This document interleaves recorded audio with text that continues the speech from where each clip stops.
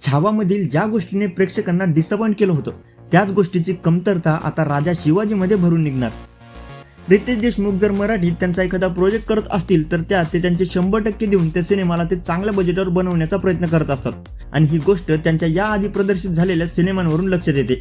आणि आता तर ते छत्रपती शिवाजी महाराजांवर सिनेमा बनवत आहेत आणि तोही हिंदीतील दिग्गज कलाकारांना घेऊन। बऱ्याच दिवसांपासून रितेश देशमुख यांच्या राजा शिवाजी या सिनेमाची प्रेक्षकांमध्ये उत्सुकता लागलेली आहे।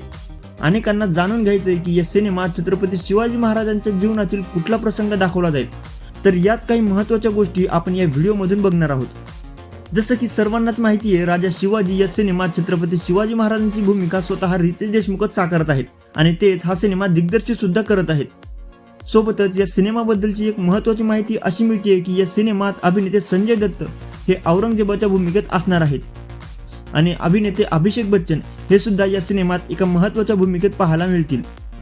आता या सिनेमात औरंगजेबाचं पात्र दाखवलं जातंय म्हटल्यावर कदाचित या सिनेमात आग्रा भेटीचा प्रसंग दाखवला जाऊ शकतो, कारण छत्रपती शिवाजी महाराज आणि औरंगजेब हे फक्त एकदाच एकमेकांसमोर आले होते आणि तेही 1666 मध्ये जेव्हा आग्रा भेटीचा प्रसंग घडला होता।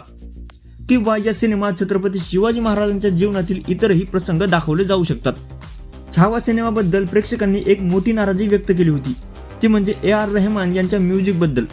खूप जणांचं मत होतं की अशा मराठमोळ्या कथेसाठी अजय अतुल यांचं संगीत असायला हवं होतं आणि आता नेमकी तीच कमतरता राजा शिवाजीमध्ये भरून निघणार, कारण या सिनेमाचं संगीत करतायत स्वतः अजय अतुल।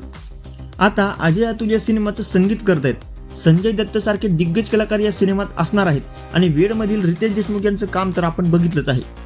आणि या सगळ्या गोष्टी परफेक्ट जुळणार म्हटल्यावर नक्कीच छावासारखाच हाही सिनेमा भारतभर गाजेल।